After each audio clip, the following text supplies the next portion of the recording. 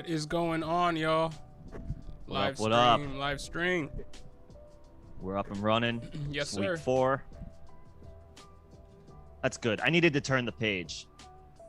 Week 3. I had a loss by 0.36. So Yeah, and that's your all I team, need to your say- team didn't say do about very that. good yesterday. No, they were awful. No. Sloppy week. So I'm turning the page. I'm on to week 4. I did well across the board, generally speaking. That one was annoying, but it's okay. It's okay. It's all right. Live to see another week. Right.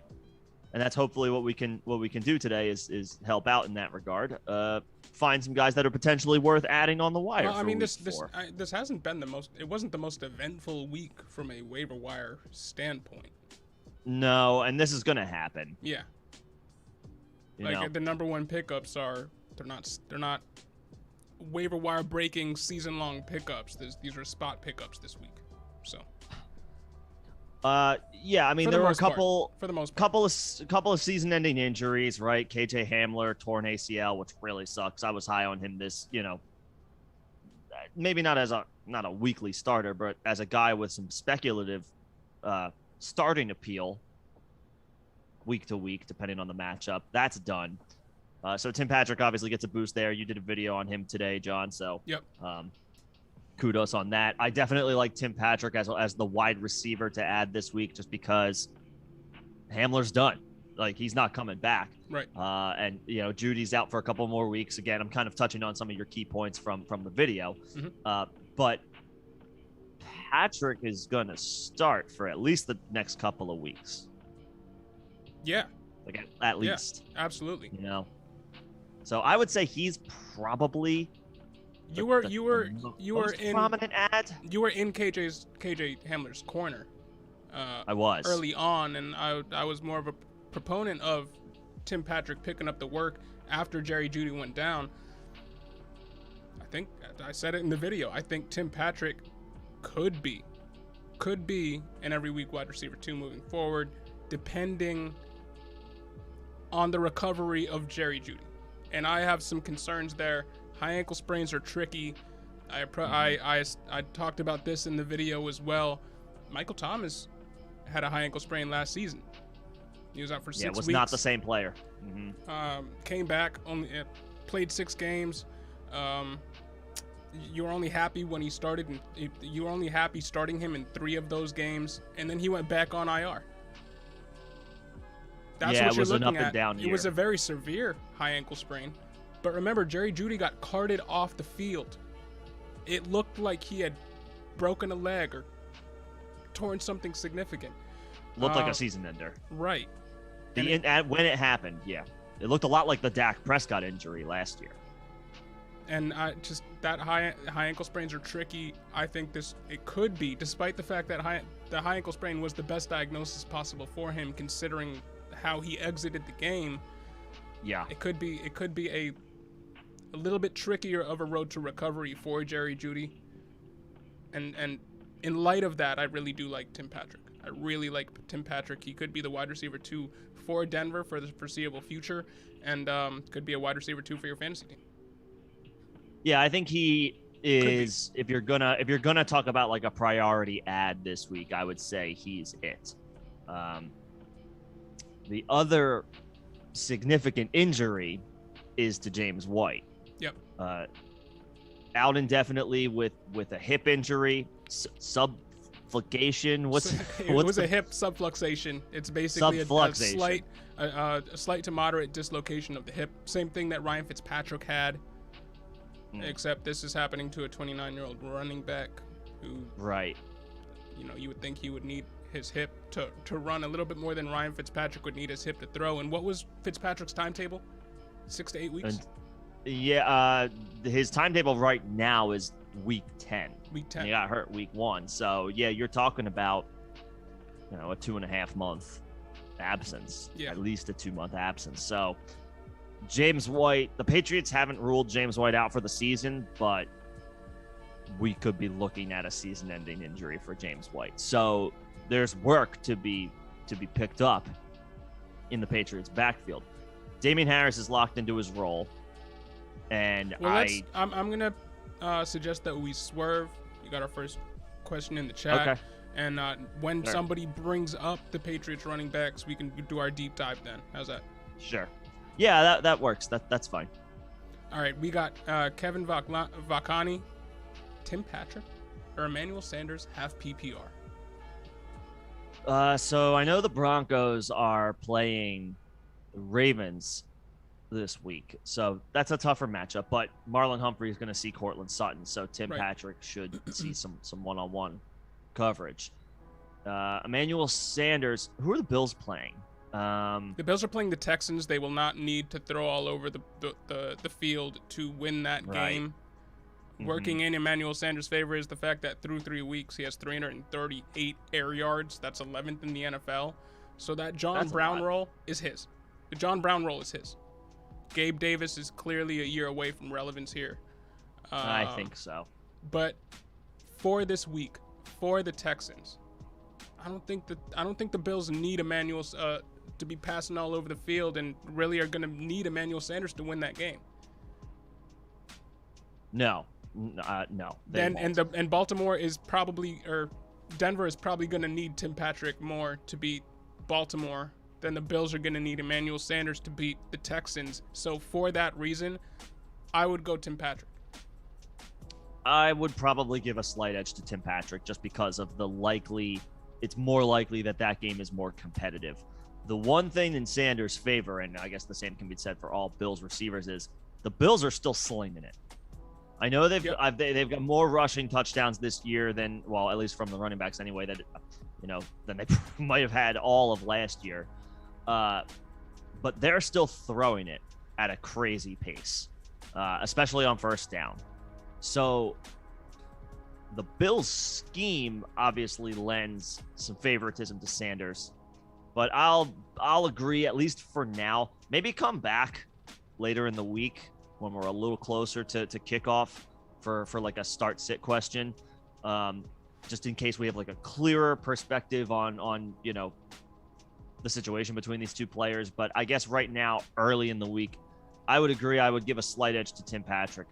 I just expect the Broncos are they're looking at more of a 60-minute game against the Ravens than the Bills are against the Texans. What I will say about the Bills offense, you said they're still slinging it all over the place. They're playing a lot less for wide receiver sets. Dawson Knox is one of the people that I have listed here as somebody who's a player to keep your eye on because his target share is increased in 3 consecutive weeks since starting the season, and he's run a route on 80% of the snaps, the offensive snaps, the last 2 weeks, which is not something that you were seeing from the Bills offense last year. They also are running the ball a little bit more than they were last year. So they're still slinging it. It's not as much as last year, and they're using different personnel groupings. Making some pretty crazy good catches for scores too. Yeah. But that's, he's still only 24. We were talking about Emmanuel Sanders there. That was my add-on there. Is that Dawson Knox and just the tight end in the Bills receiving room is of more importance this year than it was last year. So, I've liked Knox as a prospect. Long answer short, Tim Patrick. Go Tim Patrick there over Sanders. There you go. Yeah, I think I'm in a slight agreement there. Tim Patrick, slight edge over Emmanuel Sanders. Sanders is obviously the savvy vet, whereas Tim Patrick has never been more than a team's wide receiver 3, but he's looked good doing it. No disrespect to Tim Patrick. He's looked good doing it. And to your point, you could argue he was the team's wide receiver 2 last season. Cortland was out. He essentially was. Cortland Sutton was out. He was the wide receiver 2 last season for the Denver. I get maybe I was factoring in Noah Fant like in the pecking order as a pass catcher. Maybe it was wrong to say wide receiver 3, more like pass catching option number 3. But then Noah Fant was injured halfway for half of the season last year as well. Yeah, he finds himself in a favorable spot for the rest of the season. Yep. He would be my priority. Let's put it this way: he's my priority ad for the week for waivers. If I use the term priority loosely, he would be my number 1 option this week. And oftentimes when a guy is a number 1, as far as waiver claims, he should be startable that week. Like, that's the whole point. That's the idea of picking a guy up like that and making him a priority. Right. Probably start him this week. So, yeah, he's looking at an increased role. Sanders isn't necessarily, and I would just caution we might be chasing points a little bit this week after the performance he had on Sunday. Yep. So next we got Chevy 4x4. What's your outlook for Will Fuller? Thought he looked good. Yeah, I mean, I thought he looked fine. It's a crowded pass catching room. Devontae Parker was involved. Mike Gesicki was incredibly involved. Yeah. I can't take credit Waddle, for this. He was getting like 12. Didn't he get like 12 targets? Waddle got Waddle got a ton of targets. Yeah. Yep. Waddle and Gesicki got a ton of targets. Parker was mixed in. Fuller mixed in as well. He caught, ran a nice route on that 2-point conversion. He's not the team's clear-cut top option like he was last year in Houston. And the quarterback play is not there. Play is not necessarily there. And it's not coming. It's not like it's somebody's waiting in the wings to come through. I mean, yeah. Tua wasn't lighting the world on fire when he was in there, and we all know Brissett's not going to be lighting the world on fire. And he's a backup quarterback. He's a good backup quarterback, but he's a backup quarterback. So did Brissett look better than Tua? Marginally, like in the limited, maybe marginally better. Yeah, marginally. Yeah, I think that's a sloppy headache right now for the Dolphins as far as their quarterback situation, because Tua's not throwing the ball deep.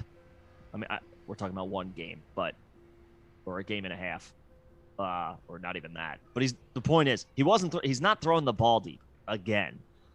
So that's a major concern for a guy like Will Fuller and his skill set. If you have him, he's still a hold. Just to see if this plays out, if Fuller emerges in the next couple of weeks as the target leader. Because he doesn't need a ton of targets to succeed. You saw Jalen Waddle get 12 targets. No. You saw Gesicki get 12 targets. We've seen Will Fuller blow up on 4 targets. We've seen it. Right. Habitually. He doesn't need much to come through. Right. Yeah, I guess the question will be, is this is this musical chairs, the Dolphins, as far as their pass catchers, who's the leader week to week? So it could be a little bit difficult to predict. Will Fuller, as an individual, as a wide receiver, I like Will Fuller. I think he's a hold if you have him on the bench. I'm not ready to start him yet, but I wouldn't drop him. Let's just take Tim Patrick or Will Fuller. I think I would slightly still prefer to hold Will Fuller just because I think there's a talent discrepancy there. Though Tim, the argument for Patrick would obviously be the opportunity is much clearer. But I'll stick with the talent for now in Will Fuller. He's a hold. He's not. I wouldn't quite start him yet. Maybe you've got a couple injuries. If you've got AJ Brown or you're dealing with some injuries at wide receiver, then he bumps up a little bit in your own personal pecking order, in your own personal depth chart. But I'm waiting one more week before I plug him in. Fair enough. That's just me. ML asks, how much fab percentage for Josh Gordon, if any at all? Hey, bro, did you see it in the ticker? We put it in there. Don't mention Josh Gordon unless you want to get me off topic. Unless John will go on a 20-minute tangent. Yep. I basically I have one? Gone on a tangent. I made a video today. It's coming out tomorrow on Josh Gordon. In it, I talk about how much I have loved Josh Gordon in the past, but I'm not doing it this year. I'm just not. Even though he was free, I could have picked him up for free. I'm not doing it this year. He's 30. We've seen star players go to the Chiefs before, Le'Veon Bell, and do absolutely nothing. It's pretty clear based on watching the Chiefs play the past few years that they really just don't heavily utilize somebody behind their top 2 targets and the running back. They just don't. That's not the way they operate. Josh Gordon right now, he's on their practice squad. It's going to be a few weeks before he's elevated to their actual roster. So no, I'm not going and picking up a guy that's 30, hasn't played anything but arena football in the last year, and is on the practice squad. Yeah, it's going to take a few weeks to get up to speed. So just based on that alone, I would not throw any fob on Gordon. I would just hope if you are really intrigued by him, I'm just going to let him hopefully flow through waivers unclaimed, and then I can grab him as a free agent. I'm not spending any fob on Josh Gordon.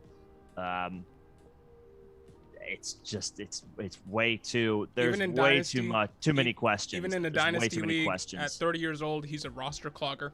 Those are that's the age at which you're trying to get those wide receivers off of your squad. So there's really no format that I'm comfortable with having Josh Gordon in my lineup or even on my bench. And it's just from a guy who's been a lifelong Josh Gordon truther. You lead the Josh Gordon fan club. Yes. I feel pretty confident in saying that. Yeah. You have been a big proponent of him for years, but he was the first. I'll tell you what it was. He was the first guy that I identified in fantasy when I was a young fantasy player who just blew up. So that stuck with me. That stuck with me, and I kept on trying to draw water from that well, and it was a 1 year thing. It's now dry. In 2013. So 1 year. Yeah. Thing. So yeah. ML, you also say the QB play coming could be Deshaun Watson. Yeah. Are you talking about Miami? Yeah. I think yeah. Correct me if I'm wrong, but I think you're talking about Miami. Yeah.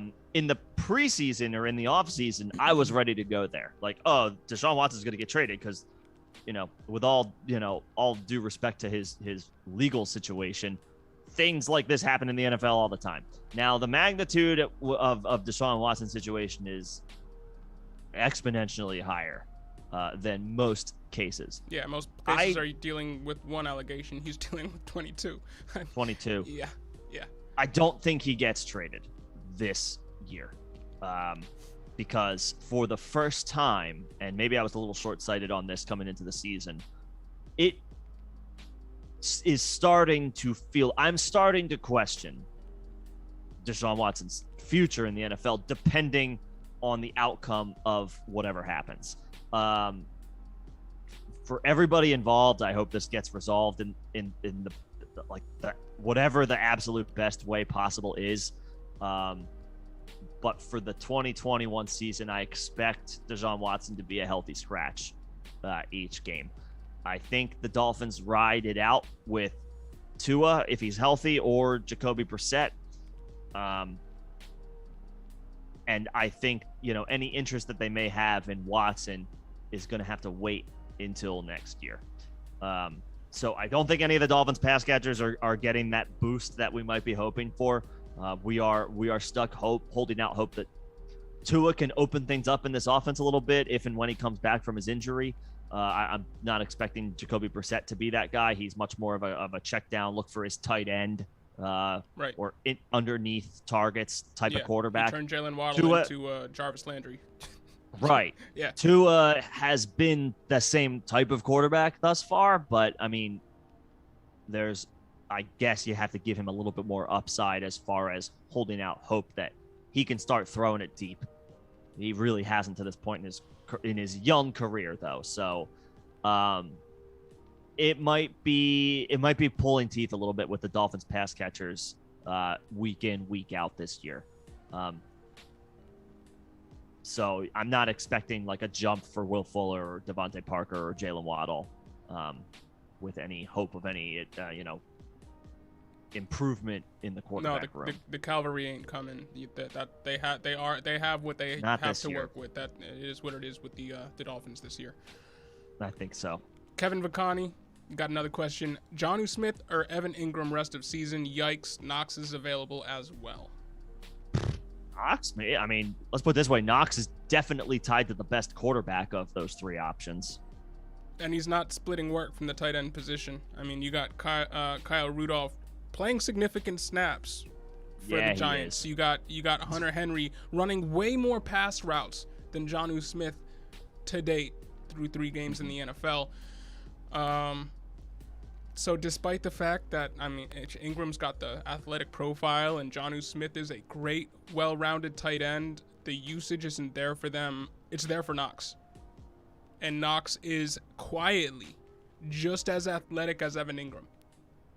Both of them have RAS, relative athletic scores, above 9. So yeah, they're both great athletes at the position. Right, I'd go Knox. But I think I agree. I can't believe I would go Knox. Evan Ingram's been a disappointment since his rookie season, which is usually not the trajectory, the way things go with tight ends. No. You usually start out at the bottom and you work your way up. It's not like a running back where you can set the world on fire right away. Like there's a steep learning curve. It's been that way for a couple of really athletic tight ends recently, though. We've seen that with David Njoku. We saw it with O.J. Howard. Hyper athletic tight ends lately, if they suffer injuries, they seem to have a really good year one and then kind of decline. It's, I don't know. It's a difficult position to evaluate. It really is.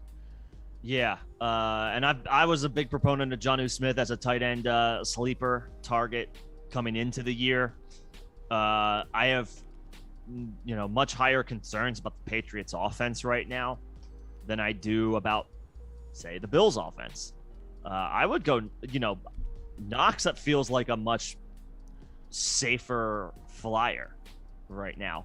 They are playing the Texans. Options. They may not have to throw a ton to win that game. You might see more running back play in week 5 against the Texans for the Bills. But I mean, if you're going rest of season, your question asked rest of season, I'm going Knox. I'll go Knox too. And I think even in a potential blowout, I would think a player like Knox gets a little extra run still as a 24-year-old tight end who's probably still learning the position. Like he's going to get reps. I would think even in a blowout. Yeah. He's going to get reps. I'm in agreement there. I have no problem taking a shot on Knox if you need a tight end flyer. Oh, there you go. He's got Josh Allen. Awesome. Boom, Yeah, stack that's the way to go. Shit. That is the way to go. Stack that. Yes. Hell yeah. Yes, that is the way to go. Yeah. Yep. Knox, baby. Yeah, absolutely. Yo, Mr. Heinen, what's going on, man? What up? Thanks for coming in. Thanks for joining us. I saw that you had a comment about 20 minutes on 20 minutes ago on one of our videos. You asked to start sit questions, so I'm glad you're here. I totally forgot. I was gonna put into that we were coming to the live stream and we'll answer that for you. But I was getting the live stream set up, so I apologize. But PPR dropped Tanyan to stream Cook, Conklin, Ingram, Knox, Henry, or Schultz this week. Oh man, I don't want to say Tanyan. Which he feels like the safest option, but 2 of the 3 weeks so far he's done nothing. The Packers get Pittsburgh this week at home, and Pittsburgh's defense. I don't know what the status is of T.J. Watt for this week. I don't know if we're looking at a multi-week absence for a guy like T.J. Watt. Watt. I don't know off the top of my head. But the Bengals offense just boat raced them. So Tanyan's absolutely viable. And if T.J. Watt is out, that's that could be a one-on-one matchup that Tanyan might otherwise have to go against. So I would maybe try to hang on to Tanyan through waivers this week in the event that Pittsburgh stays banged up on defense. So all of those options, do I give another bump to Dawson Knox as because he mentioned Ingram. What I will say is that I do like but Dalton Schultz. He has the 5th overall points in fantasy points per game at tight end with 13.7 through 3 weeks. Gallup is still out. Cooper banged up. He'll get healthier as the week goes on, but he's banged up. He's seen more snaps and more targets than Jarwin by far. Mm-hmm. He has 70%. He's been playing on 70% of the snaps. Jarwin's been playing on 53. He's had 15 targets through 3 games. Jarwin has 10. We saw what happened last week or yesterday. Last night. I would say don't sleep on Dalton Schultz. Racked up a lot of points against a bad defense last night. There's no doubt. The defense is supposed to be the defense is supposed to be the strength of that team. Coming into the year, we were talking about the strength of the Eagles team is their defense. It's pretty weak strength. I'll just say that the Cowboys get the Panthers this week, who look to be much more competent on defense than, say, the Eagles.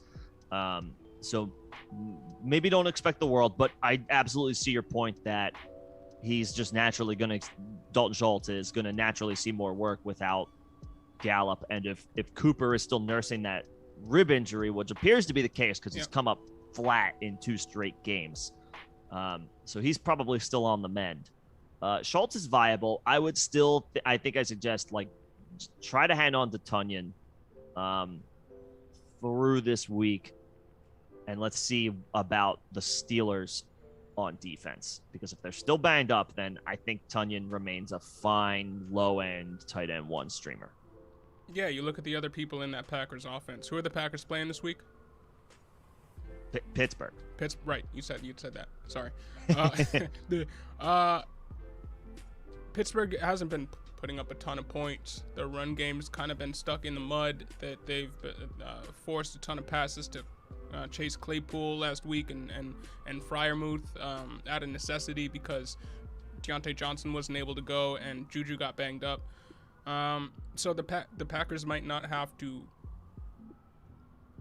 air it out a ton to win, and there's such a large target share for Devontae Adams. I don't know. It's a tough one. That is, yeah. I would say keep Tunyon. I wouldn't drop him. He's a tougher start than he was last season, but I wouldn't drop him outright. I still think he has value. I would say keep Tunyon through waivers because most, if not all of those guys are probably going to stay available. Yeah. And then I see the follow-up. If Pittsburgh gets healthy, drop Tunyon for who? I might go right back to the well. We just got done talking about Dawson Knox. I mean, he's attached to a phenomenal quarterback. He's seen increased usage in the passing game this year. Yep. I would say he's a worthy flyer. I have to check and see who the Chargers are playing because he listed Jared Cook as well. Who are the Chargers playing? Let me check that. I don't know. I would not play Conklin. I feel like Conklin just had a hot week, and it's gonna swing back KJ Osborne's way. I really think it is next week because I believe they play the Browns. The Browns put up points. So Chargers are playing the Raiders. Yeah, that's a little tougher. I think I would say keep Tunyon and then stream Knox if we find out that TJ Watt and there are other players on the Steelers defense that are healthy for week 4. Keep your eye out on Schultz too. That's all I'm gonna say. Keep your eye on Schultz. I would agree with Nick's advice there, but do keep an eye on Schultz. Yeah, I can. We're in lockstep on that. Jaws Whedon, what's going on, bro? What up, Jaws?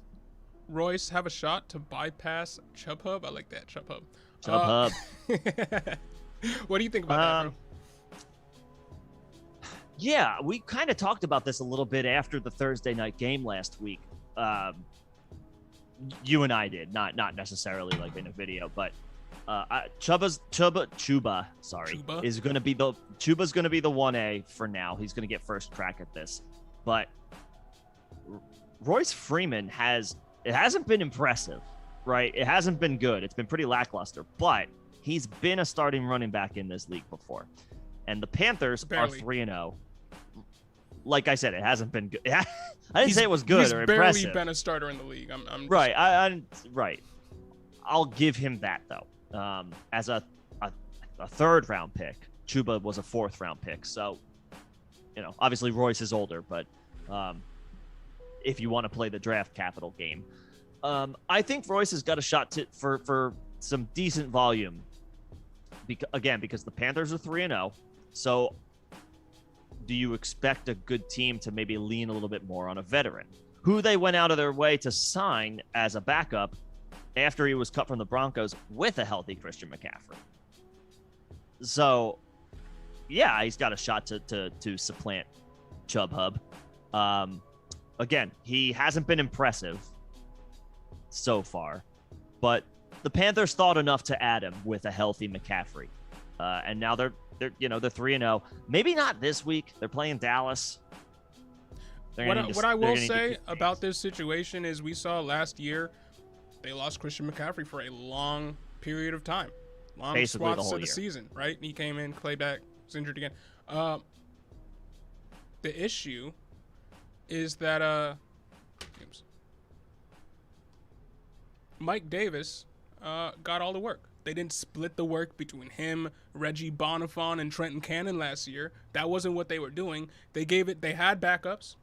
They gave all the work to one backup, and it made him an RB1. Right, he was the fantasy relevant player. Mm-hmm. Right. So we could see a situation in which they're doing the same thing. They give the ball to their number 2 running back and their number 3 running back. It's just kind of there. Their number 2 running back is Chuba. Their number 3 running back, Royce Freeman. Would you let me pose Nick this. is more in the corner of Royce Freeman might have some value. I'm more in the corner of Royce Freeman does not have value unless an injury is sustained by Chuba Hubbard. I'll just pose, and you can give me your thoughts on this. Mm-hmm. Royce Freeman projects as an athlete more like Mike Davis than Chuba Hubbard does. Do you think the similarities play into him potentially vulturing work from Chuba? How much work did Royce Freeman get? In what? In relief of McCaffrey in 2.5. In relief of McCaffrey quarters. Thursday night. Not a ton. They primarily were utilizing Chuba. He got 16 touches in 2.5 quarters of the game. I don't know offhand what Royce got. Freeman had 5 rushing attempts for 17 yards, and he caught his only target for 8 yards. So he got 6 touches. And didn't do a ton on the ground. Obviously a distant 8 yards through the air. That's decent. Obviously a distant second to Chuba's touches. So in response to your question, no. You don't think so? I think he could. I think he could be, but I wouldn't go gung-ho trying to pick him up.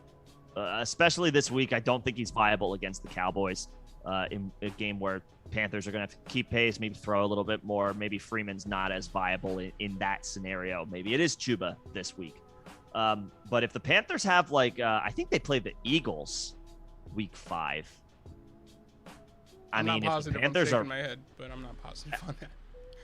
They have the Eagles coming up. That would be a game where I could see a guy like Royce Freeman getting in there and muddying things up in that backfield if the Panthers have a lead. Just because it's garbage time and they're comfortable with their lead. They're running the clock. They're utilizing both running backs. They're mixing them in. They're just trying to kill clock. The Eagles. That's still not something that I'm counting on for a fantasy start. Okay. I'm not counting, weeks down the line that he might have some garbage time if things continue to go as badly as they have been for the Eagles. That's a lot of ifs. Okay, fair enough. But we have another question. This one from Slim Reaper coming through with another Carolina Panther. What's going on, Slim? Hey, I like that hashtag. Tommy Tremble season. Yeah, I mean, you talked about him earlier, or I'm sorry. I made a video, longer form video and a short about him. Yes, you did. And look, what I will say is you got to temper your expectations a little bit. It's very exciting to see a rookie go in there, especially a tight end, and get rushes on the goal line and stuff like that. Yeah, a little end around. That's awesome. Yeah. But he got 2 touches. He happened to score on one, but he got 2 touches, and he played 26% of the snaps. 1 rush, 1 target. There's a lot to like. Arnold. There's a lot to like. That was with Dan Arnold on the team still. Right, but I mean, if you're looking at the snap counts, Ian Thomas had a 51% snap share week 3, and we're all ready to just completely throw Ian Thomas out the window. Now, Yes. those might all be. Yes. Sorry, Ian. But Ian Thomas had a 68% snap share week 2, 55% snap share week 1. It's clear he's not going anywhere, and the offense has a role for him, whether or not that's blocking or not. TBD. But being that Tommy Tremble is his claim to fame is his athleticism, and he was the best blocker from the tight end perspective, from the tight end position in the 2021 NFL draft. Mm-hmm.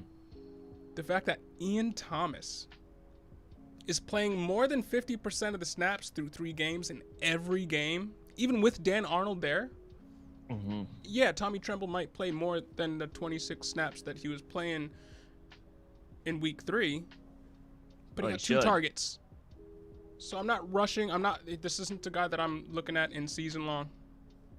He's a dynasty. No, not in shallow league. Right, he's a dynasty pickup for me, and the issue there also is the fact that he's 5th on the pecking order in terms of receiving, and that's not going to change because DJ Moore is there long term. Robbie Anderson just got an extension. Christian McCaffrey's there long term, and they just drafted Terrace Marshall, so he's going to be the 5th. I like him a lot. His athleticism is up there with some of the best tight ends ever. We talked about RAS, and he's got a great one. It's 8.8. Since 1987, exactly. Only 111, I believe, tight end prospects have had a higher score than 8.8. You got 1987 stats. There you go. There you go.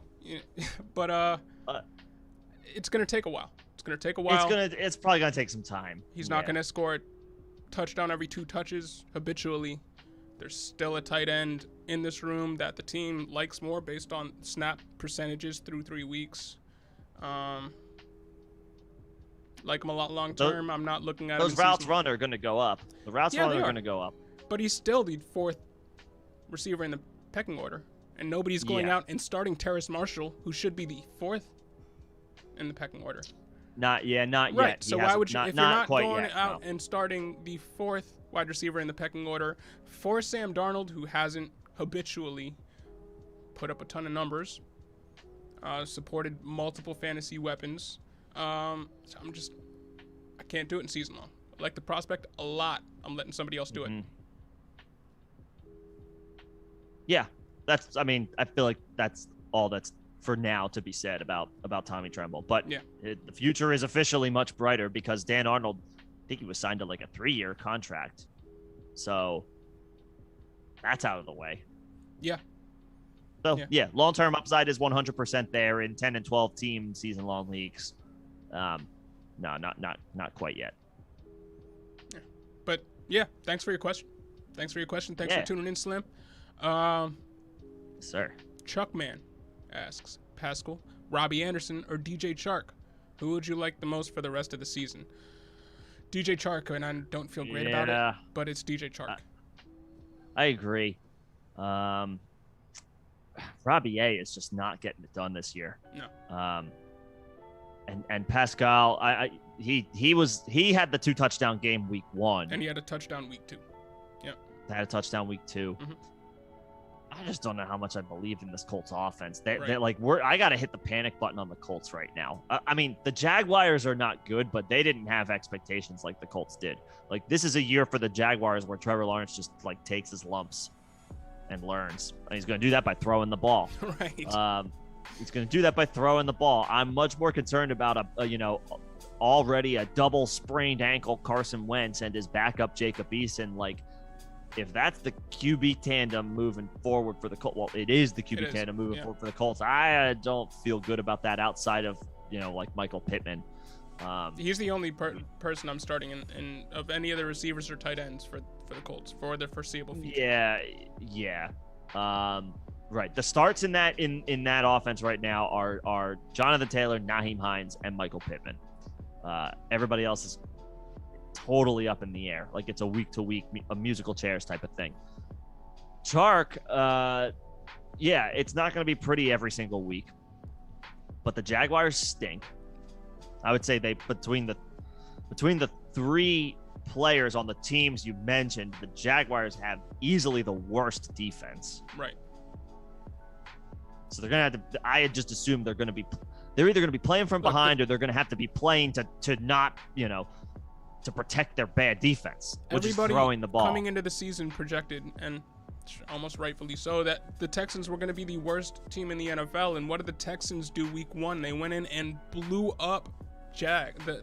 They held 37 on them. Jacksonville's the worst team in the league right now. They're gonna need to throw to bail themselves out. Good for the wide receivers. Good for the wide receivers. He's a boom bust wide receiver 3 for me. So that's who I'd go with. Mm-hmm. Both of the other guys, wide receiver 5s. Maybe Pascal's a wide receiver 4. Like Anderson could get back to the wide receiver 3-ish conversation, but he needs to string some together. Some strong weeks. He got one target and caught a touchdown with it. Good job for catching the touchdown. Which was cool, but that was just the one target. Right. Since his hot start last year, like what was the first 4 or 5 weeks of the season? I don't even know if he made it that long. Robbie Anderson popped early in 2020. Teddy Bridgewater. And then Deep throwing. Totally fizzled out. Yeah, the king of the deep throws, Teddy B. Go figure. Not me. Yeah, me neither. Not me. Like Paul Rudd right now. Not me. Robbie A has not done anything in the realm of putting things together consistently since the start of 2020. He's a wide receiver 4 right now. Pascal, and then Pascal is probably a tier below. Chark is more of a boom bust wide receiver. And the only reason you're putting Robbie Anderson right now at a wide receiver 4 is based off of the fact that he was a wide receiver 2 last season, and you're giving him the benefit of the doubt. Right. Exactly. If you're looking at what he's done this season, he's a wide receiver 5 too. So, Mr. Heinen comes through, ask a good question. Thoughts on Marlon Mack? Hey. Thoughts on Marlon Mack? We haven't talked about Marlon Mack once. No, I don't think so. No. So the cat's out of the bag. He was a healthy scratch week 3. As it turns out, that might have been preempted because the team might be looking to trade him, and both sides have apparently, this multiple reports have agreed that they will try to seek a trade for Marlon Mack. There's definitely some teams that could use a running back right now. San Francisco's top of mind. Baltimore's top of mind. Houston's not. They have like 25. But there's teams that could use a guy like running back. Could use a guy like Marlon Mack, and he's healthy. Mack is healthy. So I don't see why. Now remember, the Colts. If you're a Colts fan, if there's any Colts fans in here, Mack is only on a 1-year deal, and if there was no chance he was coming back to the Colts next year before, there's definitely no chance now. So you're not going to get a whole lot from Marlon Mack. Coming off and didn't he come off in a torn Achilles too? Formerly was known as the death knell for running backs. He's come back from an Achilles injury. It's been him and Donta Foreman have been the only 2 people to do it in recent memory. Mm-hmm. So I don't know how willing teams are going to be to give up draft capital to get a player that's coming back from the worst injury a running back can get. I think a team like San Francisco, for now they're trying to contend in the NFC West. Baltimore is looking to keep pace with the Browns in the AFC North. Like, you're talking about contenders. How many teams think Marlon Mack would be the answer enough to give up? He doesn't have to be the answer, but he's better than. I would be willing to argue right now today he's better than like a Devontae Freeman. Absolutely. He's an upgrade over a guy like Devontae Freeman, who the Ravens have been giving snaps to out of pure necessity. Yeah. So, I mean, and the 49ers, I mean, I know Trey Sermon scored Sunday night, but we talked about this yesterday. He did not look good. No, 31 yards, 10 rushes, 3.1 yards per carry, and he caught 2 balls on 3 targets for like nothing. He got a touchdown, made his box score look touchdown. Good, but if he didn't get the touchdown, you'd be looking at like 5 points. Yeah, so there's there are teams. I think was getting work over him. It doesn't make sense. I think like a 6th round pick swap or like something like that for a guy like Marlon Mack for a contending team is a fine flyer. I think it is within the. Sometimes you look at a team like a player and like they're requesting a trade and it's like, where are you going to go? I don't think that's necessarily the case with Mack. I think there are some landing spots that make sense for him. Will he be effective coming off an Achilles? Will he get the lion's share of work depending on the landing spot? I'm not ready to go there. but he can still be, I would think, a rotational piece for a contender that's only asking for maybe like say 10 touches a game. Landing spot's going to have a lot to do with, does Marlon Mack have any type of fantasy relevance? Landing spot's going to have a big factor in that. So very much wait and see. I hope Marlon Mack gets an opportunity because pre-injury, he was solid. Yeah, Marlon Mack was solid. He was pretty good. Pretty good player for the Colts for a couple of years there pre-injury. So I definitely hope he gets an opportunity. There's a lot of factors. There's a lot of variables that are going to factor in on his potential fantasy relevance. My last thought on Marlon Mack is to watch him when he gets playing time this season, no matter where he's at. If he sticks on the Colts, no matter where he's at, because of that Achilles and because of, we want to see what modern medicine can do for a guy like Cam Akers. So personally, I'm keeping my eye out on Mack, not because I think maybe he might be a guy that I want to pick up in any league, but because I'm gauging what modern medicine can do for a recovery from an Achilles in 2021. So that's my last comment on Marlon Mack. It has nothing to do with Marlon Mack. Whatever. I just hope he does. I hope he does well, but we'll see. I hope so too. Slim Reaper has a defense question. Tennessee versus New York and Cincinnati versus Jacksonville. The Titans. Which is more streamable? The Titans, and I don't even care that they're on the road. The Jets are abysmal on offense right now. Yeah, the Jets aren't even scoring garbage time touchdowns. I mean, at least Jacksonville is airing it out enough and has some playmakers on the outside enough and a decent enough running back in James Robinson right now to score some touchdowns. New York doesn't have any. And I will just let you guys know, it's raining here. I don't know how much of a downpour we're going to get, but if the stream gets shut off, I apologize. If we need to bail, we apologize in advance, but we're going to try to keep this going for as long as the weather holds off for you. Slim Reaper, you got the astrology of all these guys: Sam Darnold, Chubb Hubb, and Tremble, all Geminis. Wow, that's some. That's some deep fantasy analysis. You trying to come work for us? That's a QB1, an RB1, and a tight end 1, all right there in one fell swoop on the same team, just based on the astrological signs. But no, I would go the Titans. I know the Jets have had some tough matchups. They played the Patriots. Belichick always eats rookie quarterbacks alive, and then the Broncos have been really strong on defense this year. Who'd the Jets play week 1? Was it Miami? Oh, it was Carolina. It was Carolina. Yeah, they didn't get anything going in that game. Well, they made it. They made it a bit of a game. Corey Davis had a decent game, and that's about it. But the vibes are bad right now. Like they're off to a bad 2-game stretch right now. If you want to kind of throw week 1 or throw them a bone for like a decent performance week 1, like okay, but they're on a bad stretch right now with these past 2 games. Yeah. I would go the Titans. Yeah, I would go the Titans. I know they're on the road, New but York. Yeah. I would go the Titans. I don't think any game is a get-right game right now for the Jets, so I would do the same thing. Slim Reaper, Bolden or J.J. Taylor? Nick, I know you just did a video that might be uploading right now on J.J. Taylor. Live. You want to take this one? Sure. So I think J.J. Taylor is a sneaky, not priority. Let me make that clear. Don't spend all your fob on him, or if you have the number 1 waiver claim, don't go ballistic for J.J. Taylor. But I think he's a sneaky ad because we were just talking at the top of the show, John, about how it looks like James White might be done for the season. Brandon Bolden can handle pass catching duties, and he was next man up based on the usage and snap share that he enjoyed in White's absence on Sunday, and he got some touches. Yeah, he played 46% of the snaps. The next highest snap percentage was Damian Harris with 33.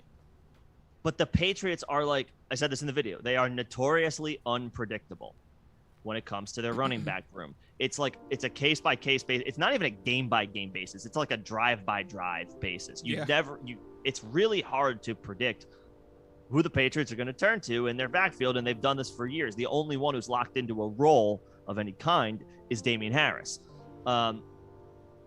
Taylor is really small. He's like 5'5". So we're talking the Yeah, smallest but of he's like, small. but he's built for being so He's small. stocky. He's a big little guy. He's a big little guy.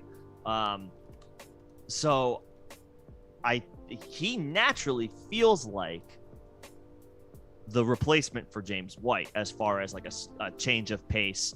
He's not a scat back. He's little, but I wouldn't to that point I would not classify him as a scat back. He's little Dion Lewis. That's what Ivan Fears, the running back coach for the Patriots, has come out and said this. He came out and said this in JJ Taylor's rookie season, a season that he redshirted the entire season. But in that preseason, before any games had been played, he said, "This guy's little Dion Lewis. I love everything he does." And he is not a guy who comes out and says those things. He said the exact opposite about Ramondre Stevenson prior to the preseason this year. He said, "What do I like about Ramondre Stevenson? That he's here. That's it." And that's a direct quote. I remember it because we talked about it. We did talk about it. And he went in the doghouse pretty quickly after fumbling week 1. It's a total toss-up with the Patriots. Like, there's going to be weeks where Ramondre Stevenson is probably viable now. There's going to be weeks where Brandon Bolden is randomly viable. But I think J.J. Taylor is a sneaky ad as at what feels like maybe a more organic replacement for James White, who is looking at a lengthy absence. And he should fly under the radar because other managers as far as running backs on the wire this week are going to be looking at Chuba, right, and they're going to be looking at Peyton Barber. Both of those guys are facing scenarios where they might only be viable for like this week and next week, and that's it.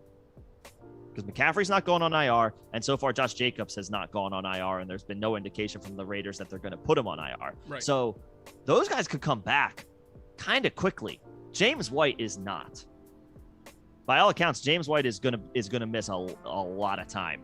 So I think Taylor's got a sneaky path to some type of relevance. Yeah, when's the last time you heard a player was out indefinitely? The first thing that you heard, it doesn't end well. The first thing that you heard about the injury is that he's out indefinitely. When's the last time you heard that? I don't remember the last time I heard that.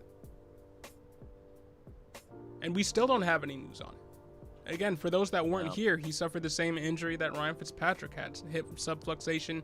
Ryan Fitzpatrick's out until week 10, and quarterbacks don't need their hips as much as a running back will when he's smashing into linebackers and stuff. I mean, James White had an 18.9% target share, 10.5 touches per game. Ooh, I think a lot of those are going to go to J.J. Taylor. We could see an uptick for Damian Harris. I wish I didn't trade him to Will Brown. Maybe. I don't know if you in here, but maybe. The Patriots seem pretty inclined to leave Harris in the role that they have for him. Yeah. And I think that's indicated by the amount of work and snaps that Brandon Bolden saw. I think there's going to be weeks where Bolden is viable. I think there's going to be weeks where Stevenson is viable. And I think there's going to be weeks where Taylor might chip in. I'm gravitating toward Taylor because he feels like the natural fit. Bolden can be a pass catcher. Ramondre Stevenson is much more of like a natural runner. Feels like he's more of like the Damian Harris, like backup, like direct backup. Bolden can pass catch a little bit, but he's nothing special. No, he's a career special teamer. Disrespect to Brandon Bolden. He's a career special teamer. He's in his Taylor's 30s. Interesting. Yeah. I think Taylor's interesting. I really do. I think Taylor is a sneaky week 4 ad. I think so too. I would go J.J. Taylor without question, Slim. I wouldn't even be thinking about Bolden because he's been a career special teamer. He's been on the Patriots forever, and they've never given him a significant amount of carries year to year. He's always just been this is the last guy we have active. We're going to throw him in there because he has a little bit more of a versatile skill set than the next guy. That's it. And savvy. Trade Montgomery and Mike Davis for Jonathan Taylor in PPR. David Montgomery and Mike Davis for Jonathan Taylor in PPR. I wouldn't do that. I'm worried about Taylor because right now I know it's early. We've only played 3 weeks. You're not worried about David Montgomery? Well, I'm worried about both of those guys. I guess it's pretty. Holy crap! Is Mike Davis the most secure of those three? Oh my god. I guess what it comes down to is I wouldn't trade 2 running backs for 1. Yeah. I wouldn't trade 2 running backs for 1. And we're not high on Mike Davis, but no. Yeah. And the thing about Montgomery, like, yeah, am I a little worried about him?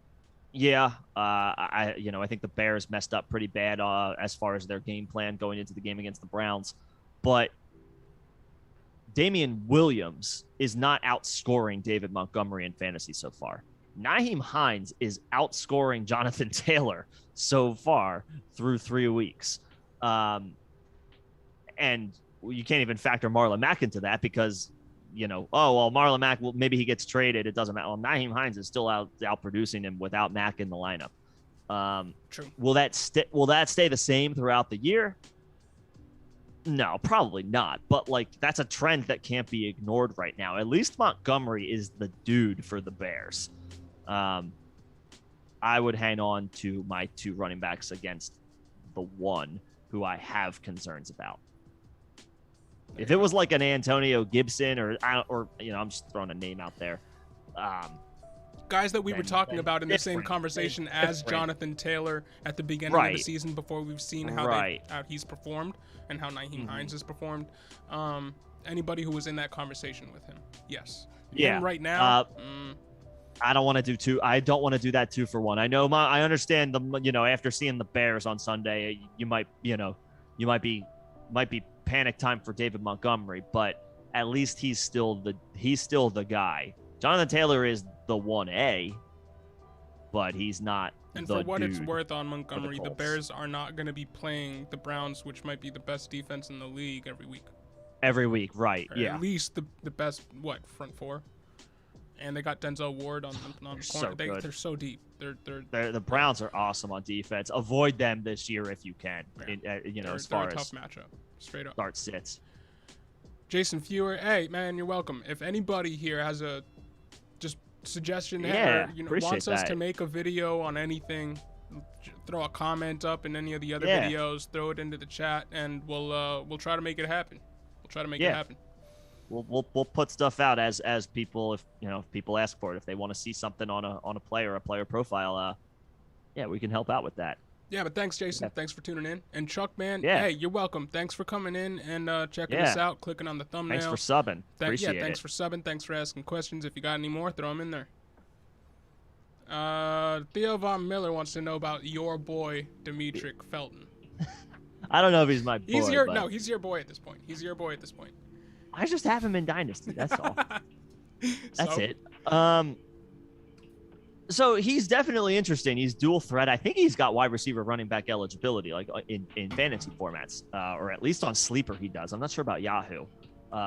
He came into the league as a wide receiver, and they converted him to running back. And so now he's got the dual eligibility, which is always fun. Let me see if he does on Yahoo as well. Yeah, he does. So that's definitely interesting.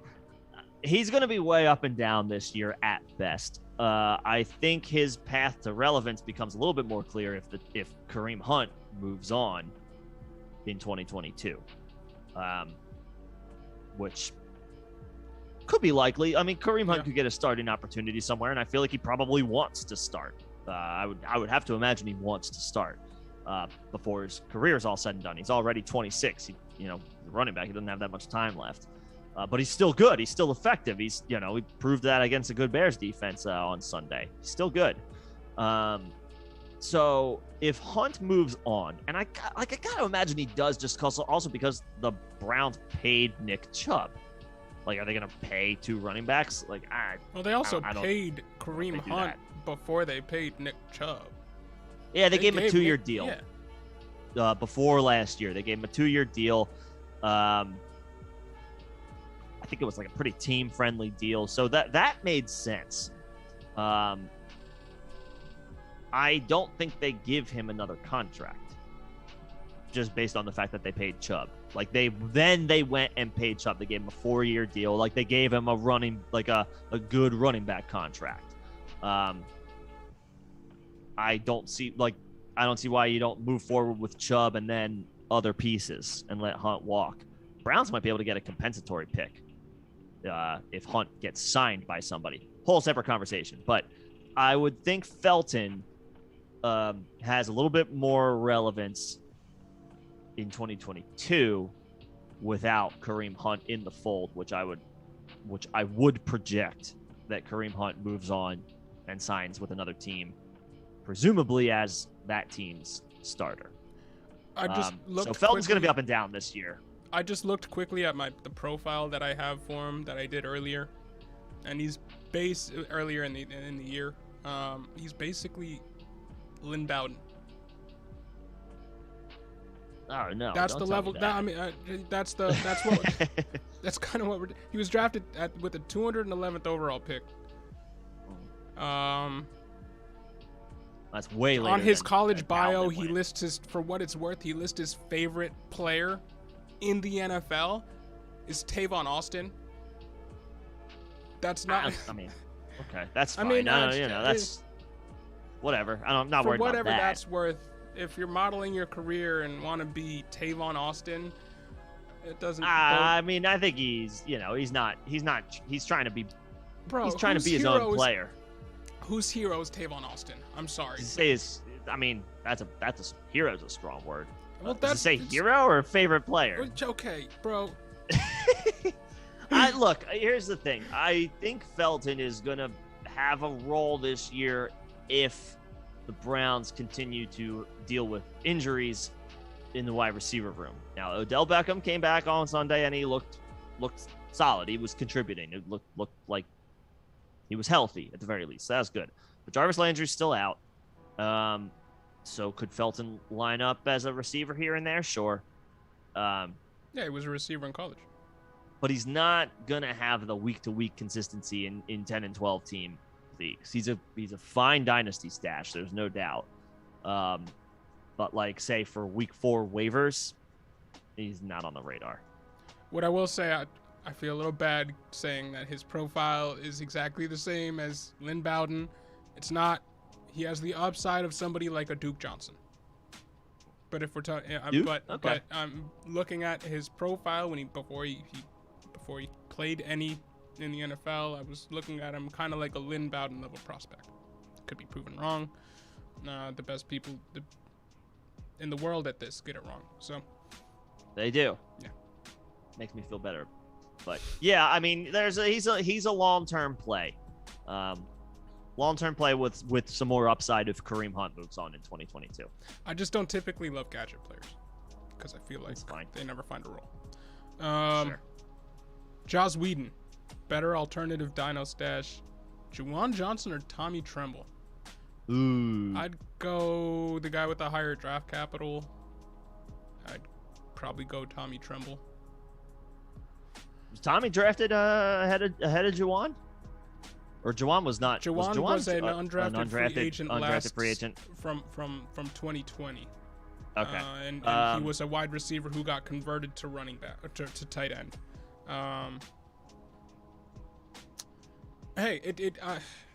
The safer bet would be Tommy Tremble. If you're shooting for upside, if you want to take a shot at the moon, Juwan Johnson. All Juwan. Yeah. And I mean, Adam Troutman, the everyone's favorite tight end in the preseason, has done nothing. And you'll find out. Like literally nothing. You'll find out about Juwan Johnson sooner than you'll find out about Tommy Tremble. I think Tommy Tremble. I would go Johnson. I think I would go Juwan as the better long-term stash, just because. What the hell? Adam Troutman again is doing nothing. The Saints offense has nowhere to go but up after this year. I gotta think. But I mean, I don't know I don't know his snap counts off the top of my head from week 2, week 3. But in week 1, Troutman was playing 80% of the snaps. Juwan Johnson got 20% of the snaps, and he got them in the red zone. And he was again in week 3. I think Troutman was on the field for 80% of the snaps. But he's not catching the ball, like literally not at all. Yeah. He's not catching the ball. So Juwan is all upside, and I like upside. It doesn't always work out. It's a lot of times it's like all or nothing. But I would say Juwan. I would.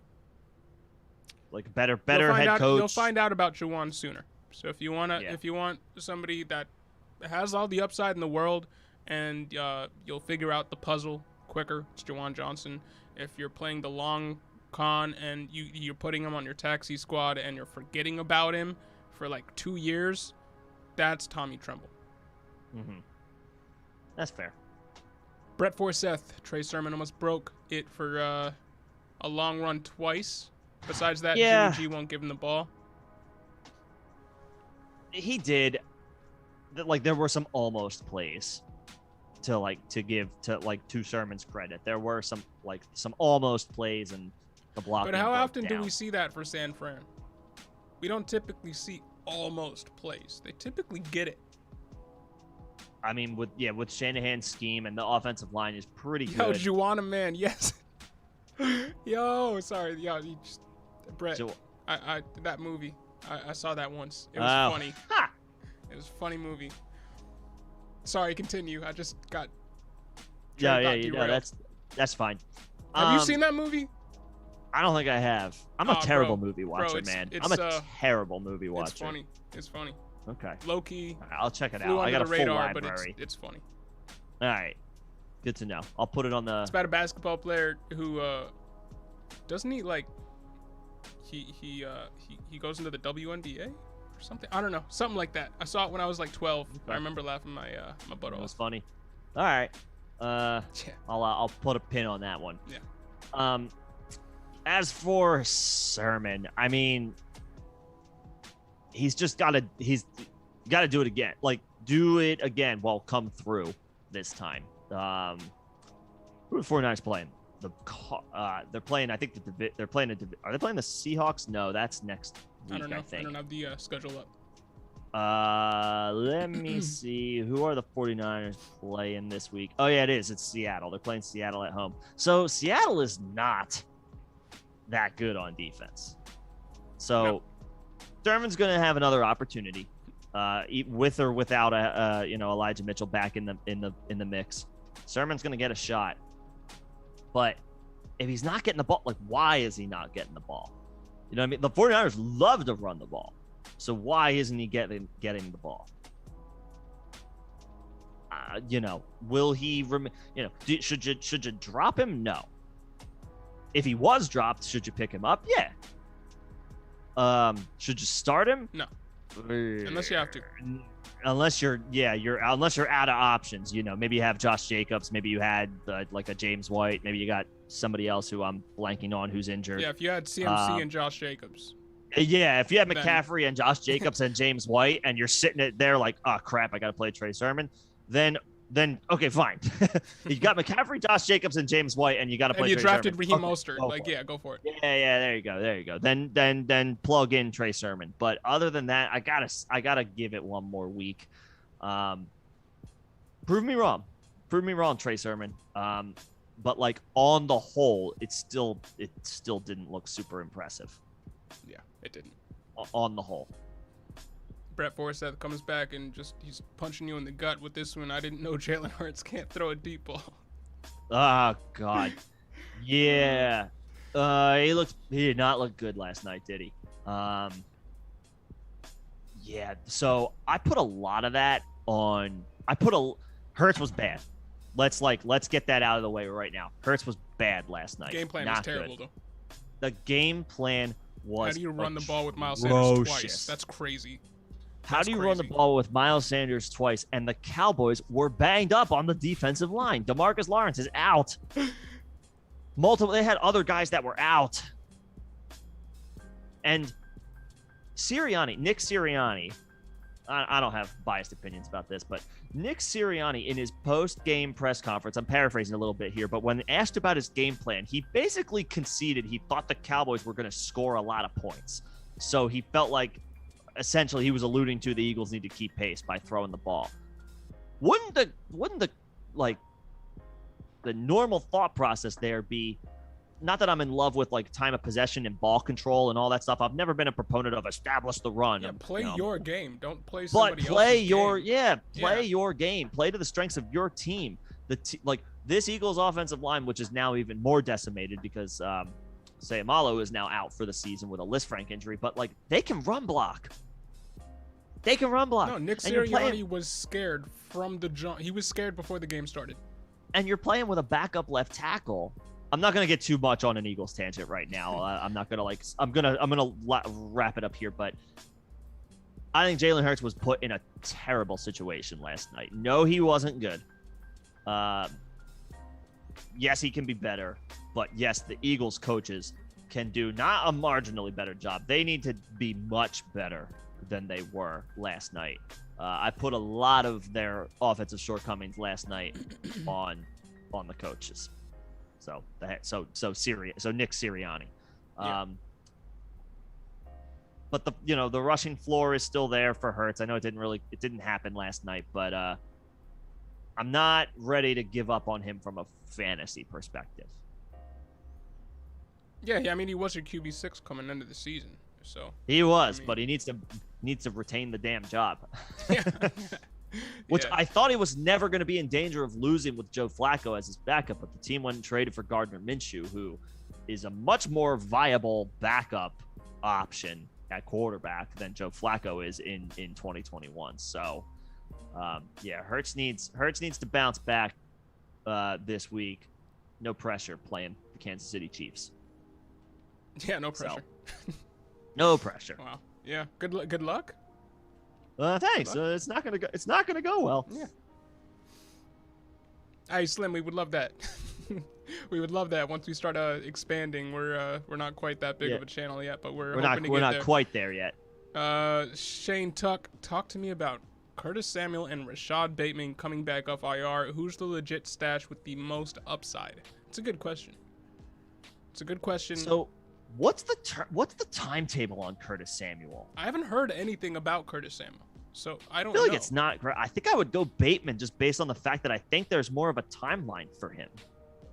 Yeah, I think I would go Bateman there too. If you look at what that offense has been doing, it's promising. I mean, they're making Sammy Watkins fantasy relevant. He's seen at least 7 targets and a 22% target share in every game that the Ravens have played. And through 3 games, Lamar is on pace for 63 more pass attempts than he's ever thrown before. Mm-hmm.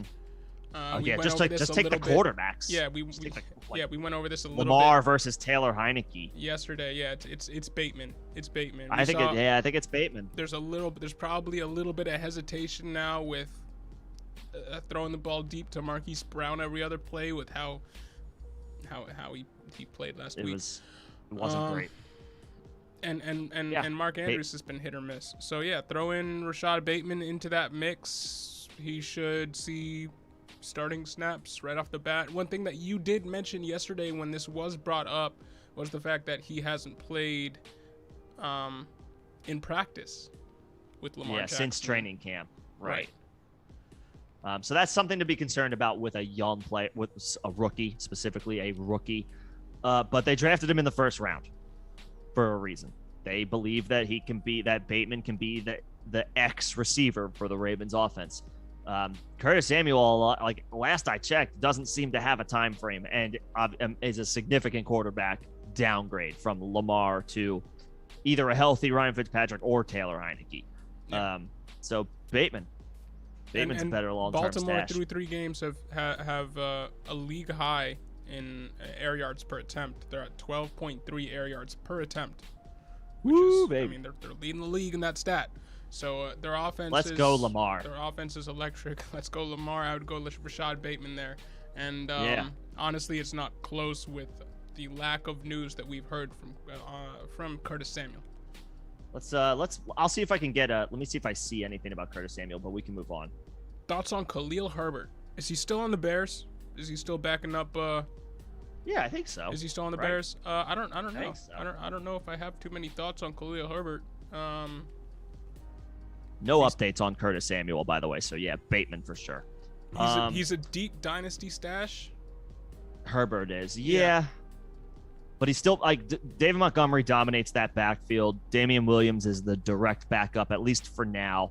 But also, this offense is looking pretty. I hope last week was not a weekly indication of what we can come to expect from the Bears moving forward. But I wouldn't be chomping at the bit to make a speculative add for this offense right now. Like 10 and 12 team leagues, he's not on the radar. Dynasty, absolutely. Sure. You know, he's not far away from a backup role, like the backup role. He's not too far away from that. Right, and Damian Harris isn't getting any younger. And Tariq Cohen, I don't know if he comes. Damian Williams. Who did I say? You said Damian Harris, your boy. Yes, sorry.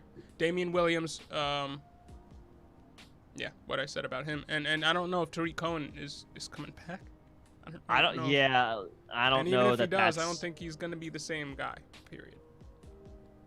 I hate to say it because he was a fun little player to watch, but like pretty significant. He tore an ACL. I don't think it was an Achilles for Tariq Cohen, but still, when a scat back who relies on the cuts and jukes that he has to make, like a cut, like Tariq Cohen suffers an injury like that, it's not good. What I will say about Khalil Herbert is in 5 years of college, he only had 34 receptions, so he's not going to be taking that Tariq Cohen role.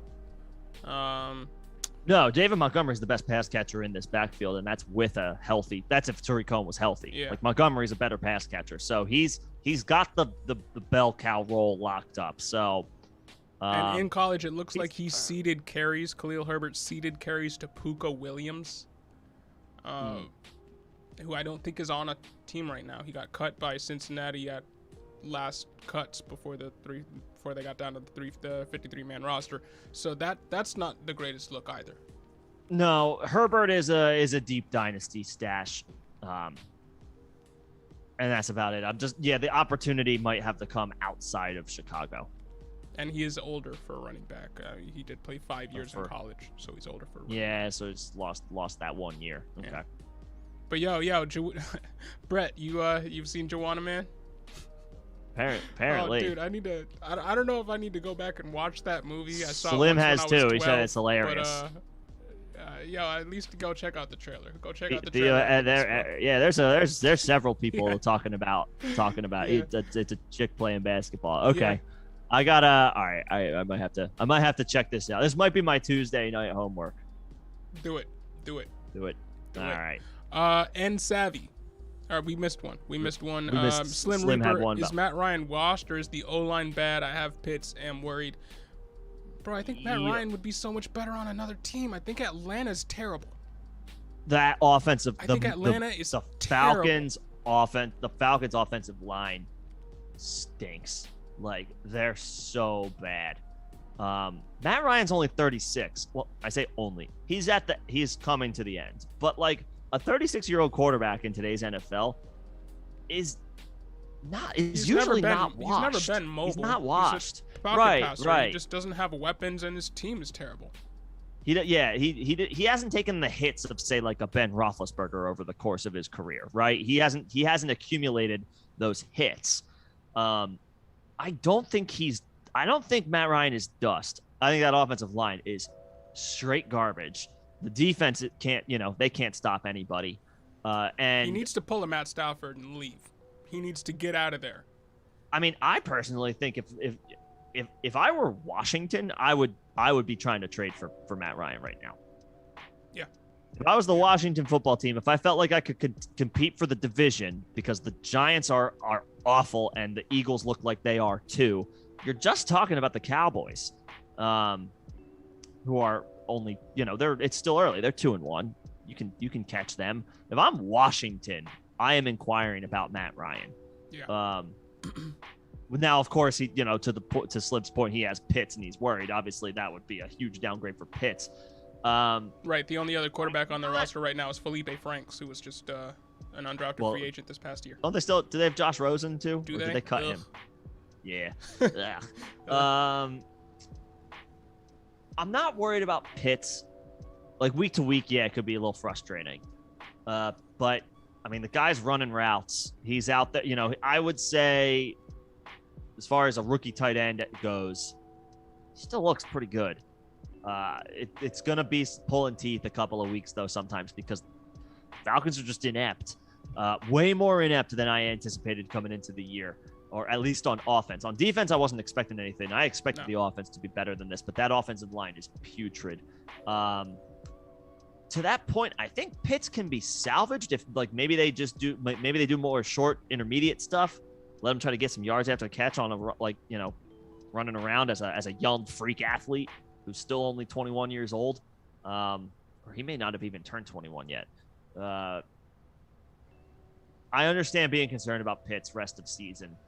To that, if you're worried about Pitts, maybe see if he pops off. Try and trade him and a piece for. You're probably not going to get one of the better tight ends above him, but get a tight end, get a lower end tight end one and a better piece. Right. Pitts and a piece for Hawk. Sure, but you got to wait for Pitts to have like a really strong game. Right. Which he did week 2. He had a good game week 2. So against a really good defense in Tampa. So all is not lost with Kyle Pitts. But there might be a little bit more week to week inconsistencies than we were hoping for in the preseason. Yeah, I think so. And Savvy, which card would you stash? It's easy for me, Rondale. I would never stash AJ Green. And Christian Kirk. Christian Kirk is 2 out of the 3 weeks he's had a boom week. But I think the pendulum eventually swings, and if you're looking for a stash, I'd go Rondale. Because you said stash. If you're looking for a pickup, I'd go Kirk. If you're looking for a stash, I'd go Rondale. I think Kirk is better for this year. I think Kirk is better for 2021. And the only thing I'm going to say about that is he's not a rookie. Rondale's a rookie. He's going to take some young player lumps. There's going to be some week-to-week inconsistency. I think Kirk is the number 2 week to week, most weeks in this offense. Well, by snap count, the number 2 is AJ Green still. Yeah, well. It's not Christian Kirk. By snap count, and Slim74 give AJ Green his respect. Hey, I'll give him the respect that he's garnered in the past for what he's done in the past. He was a wide receiver 1 for like 6 years, but I'm not trusting him now. I mean, he had 112 receiving yards. Had a touchdown week 2. Had a 100-yard game last week. So because he's playing 80% of the snaps with Kyler Murray. I'm happy for AJ Green. I'm not saying I could play 80% of the snaps with Kyler Murray and get a touchdown in one game, and I couldn't. But I mean, I think Kirk. I would just prefer the younger. I always opt for the younger option. But not. I don't want to sound like I'm contradicting myself because Rondale is the youngest of the options, but right. Kirk is the veteran incumbent. What is he, like a 3rd or 4th year player at this point? Yeah. So he's got the experience over Rondale. I would lean Kirk, despite the snap share. I would at least for this year. Long-term dynasty, it's Rondale. There's no question. But for this year, I would lean Kirk. There you go. We're split on that end, Savvy. I'm sorry. Yeah, we are. One of us is Rondale, the other one's Kirk. I will say, if you're looking for a start, like within the next few weeks, I go Kirk. Yeah. Yes. Jaws Whedon says the boys were down Keanu and Parsons a bit into the game too. Yeah. Yeah, that was just about the Eagles not knowing what the hell they're doing on offense. So. Yeah, down multiple players on the defensive line, on the defense in general, and they just kept taking their shots downfield even though it wasn't working. And I'm done talking about the Eagles. And Slim Reaper, if you're still in the chat, are you like, you're the Zodiac killer right now with these Zodiac takes, bro. Zodiac connection. I love it. Is that real? Is there a fantasy football astrologer vid channel out here? I wouldn't be surprised, Brett. We might need to look into that. The internet's a weird place. I really wouldn't be surprised. But New Era TB 12-team dynasty. What can I do with Callaway? Callaway Connor in a second for Daniel Jones and Jamal Williams. I would try. I mean, if it's a super flex, then sure. Yeah. I'm not sure how I feel about Daniel Jones's long term outlook in this league as a starter. I mean, if you need a quarterback, I think you're getting the better running back. Callaway hasn't done much thus far, and it looked. I mean, Michael Thomas is going to be back at some point this season. Couple weeks, or maybe like week 7, week 8. Every week it gets closer to where Callaway is going to be the number 2. He's not going to be the number 1. So which might help him. It might help him, but might help him, to be honest. I think he needs it. He needs to see a team's cornerback too, not a corner 1. Jameis, with him, his just propensity to just throw it up, just chuck it anywhere. With any other quarterback, maybe. With Jameis, I don't know. He seems not to care if the number 1 corner is covering the number 1 guy. If you can unload, if it's a super flex league, if you can unload Callaway and Connor, like a 2nd round pick is a fine like kind of throwaway in that trade to get Connor off your team, because he's a roster clogger, and if he's not yet, I mean, I know he had a good game last game. Yeah, he did. He got 2 goal line. Those games are going to be outliers. That was an outlier game for James Conner on Sunday. Like two goal line scores. That was an outlier. If you can get him off your team, then do it. I'm much more intrigued by that trade if it's a super flex league. If not, I'm not big on Danny Dimes. Yeah, I'm not either. Or like in Dynasty long term, I know he's a young quarterback, but I'm not who runs, but I'm not super high on him either.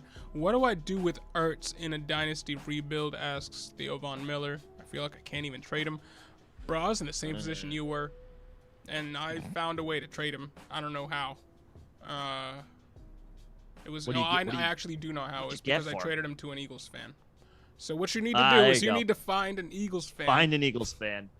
And trade him away. Yeah, it's gonna be tough. I mean, you're not gonna get a whole lot for him. But like, if you can get a low end pick a couple of years from now, like, sure. Like if somebody desperately needs a tight end and they could use some depth, and they throw you like a future third, like a 2024 3rd round pick or something like that. Like, sure, take it. Yeah, I would be fine with that. Yeah, because getting him off of your dynasty team gives you a shot at somebody else that's on the wire who might actually do something. And I don't know a younger piece. Right. Yeah. I don't know if Ertz is gonna do anything at this age. It's like you have a chance to open up a roster spot for another trade chip. Right. Like a young trade chip. You hope whoever he is has a game and then flip him in a package. Try to get a late round pick a couple of years from now. If you can't do that, you might be stuck with him. He says, "Yep, it's super flex" in response to that Daniel Jones. So yeah, I would do that. Oh, then yeah. Wilson as your QB too. Yeah, I would do that. If you got Zach Wilson as your QB too, I would do that. Yeah, if the Daniel Jones owner is willing to take that package, yeah, I would do that. And Brett, you're not relying on Daniel Jones. That's wild. There's a fantasy football astrologer. I gotta check that out. Yo, the internet is wild. I gotta check that out. The internet is a hell of a place, crazy. man. But yeah, we are about to wrap this up. We've been live for an hour and a half. Does anybody have any other questions they want to throw in before we sign off? Before we shut this down. Yeah, we appreciate everybody coming to hang out. Yeah, thanks for tuning in with us. You're making this fun for us. Thanks for tuning in. Yeah, always appreciate the audience, no matter how big or small. Yeah, but... Yo, Juwanna Man reference. I was not expecting that. This was a productive. I gotta go back. This was a productive conversation had by all. Yeah, I guess I'll just say really quick, Tim Patrick would be my quote unquote priority ad this week. On waivers, don't go crazy, but he'll have a role rest of the season. Chuba Hubbard is going to be trendy. I don't know if he's going to be viable for more than 1 to 2 weeks, but if you need a running back, knock yourself out. I guess you could say the same about Peyton Barber, although I'm not at all into. I don't care that he had a good game. Just nah. Yeah, I don't care about that either. Yeah, JJ Taylor's my sneaky ad for the week. Sneaky, so I'm tempering expectations, but we'll see. And Hunter Renfrow too. If Hunter Renfrow's out there, he's worth a look. Like averaging 7 targets a game. Yeah. And the Raiders are like leading the league in passing offense numbers right now. So, so other than that, let's not go crazy on waivers this week. I feel like those are the best options. Maybe I'm missing a name or two in there. We got one last question from Theo Von Miller. Do I drop Ertz if I can't get anything done? I mean, if you're contending, you might as well just hold. You never know. If you're not contending, if it's like a rebuilding team and you are just like I can't. Yeah, you're gonna sit like no one's biting, no one's biting on anything. Like no one wants to give up, anything, even scraps for Ertz. If you're rebuilding and there's if there's a young name that you're interested in, then yeah, he's a safe drop. I mean, his days as an elite tight end one are way behind him. He's older now. No idea where he's going to land next year. I have to imagine this is his last year with the Eagles. Yeah. I wouldn't drop just to drop necessarily, especially if you're contending. But if it's a rebuild situation and it's like no skin off your back, if Zach Ertz is picked up by another contending team, then and you want the roster spot, then sure. Like there's he's not a must hold if you're like in a rebuilding scenario. And sometimes I've done this in dynasty leagues, and this is just going to be the last thing before we head out. Right. I've literally had to pay not pay people money, but like pay more than I should with have a to get people off of my squad. Pay with a pick to get him off my team. Negotiate a deal, and then before he sends it through, say, but you got to take Zach Ertz. I've done that before. I did it with you. You did. You forced me to take Golden Tate last year, but I bought a third round pick from you basically by also absorbing Golden Tate onto my roster. Right. So like you can get that's the beauty of Dynasty. Like you can get creative. So that's a good point, John. I didn't. Yeah. Sometimes a roster spot is more valuable than the player that's occupying it, and you got to pay to get that guy off your squad. And sometimes you can. I'm not saying I did this with you, Nick, but you can kind of trick an owner to take on someone of no value. Take on a little extra just because you're giving them something decent, but then it's like in return you got to take some slop. Right, and then that owner will need to drop somebody to take on the extra player, and that might be a guy that you actually had interest in, and then you can pick him off the wire, and so on and so forth. But that's about it. What happens. We're cutting off the live stream there. Thank y'all for tuning in. Thanks everybody for tuning in. Thank you for your questions. Appreciate it. Thank you for the guy that's Skyzak23. If you're still in here, thank you for subscribing. Appreciate it. Yeah. And we got another subscriber. I think it was Chuck Man. Thank you for subscribing. Chuck Man. Yeah. Appreciate it, guys. Have a great night. Have a great rest of your week, and we will see you on Sunday morning. See you Sunday. Yep. All right. Have a good one, guys.